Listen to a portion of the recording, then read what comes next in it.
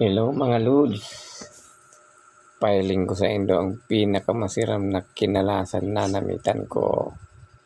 O yan siya Indo. Dati digdi siya nakapisto. Yan, kaya lang sa date ay dakol na sindang customer. Kaya naglipat na sinda Indo. O yan ako. May waso na.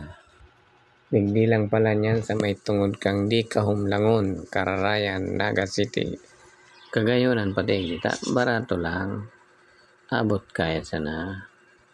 O yan na nga niya o. Pero sulbado yan. 50 pesos pala ng kinalas digdiyo. Kaya lang nag-ada akong subok kaya naging 62 pesos na siya. Sulit naman ang 62 pesos mo. Talagang dai ka mabibitin. May extra pa nga niyan ako yun no. Tingtawan pa nga niya ako dyan yung utak ng tao. Ay, utak ng baboy yung pampadagdag lasa. Pinunan ko na nga niyo habang mainit-init pa. Let's go. Yummy. Tapos ang kagayunan pa sa inda, daw pirang kutsara ang gamiton mo. Pwede. Basta day mo lang pag-iuli.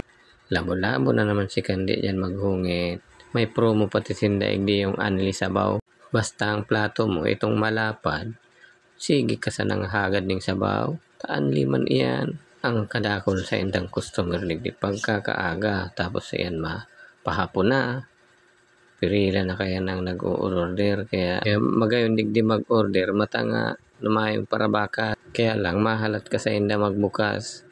Siguro ang open ninda mga alas 7. Bukas naman siguro nila. Kaya magdigdi na kamo. Damitan nindo ang masiram na kinalas. Barato na. Sutbado pa. Yan kaya mga alas 7 aga pa lang yan. Kaya dikit pang gaano ang tao. Ko na nga na yung tinimpla. Timplada pa sa nila. Pasiram na. May mga pantimplada man sindaig diyo. Igwa sindang anli suka. Anli patis. Anli sili. Kaya lang di ko naman tinglagan sili. Maluya man ako dyan. Di ko na-enjoy ang pagmarangon. Mala, tapaubos na o. Nag-aara-arahit na sa nabaga ako dyan. Inilang pati ang kinalasan na uubos ko ang sarong mangko. Sa iba kayang kinalasan, nakakan man ako pero may tadain sa baw. Basog na naman si Kandi. Sabak na naman maghapon. Kung sa na naman makaabot.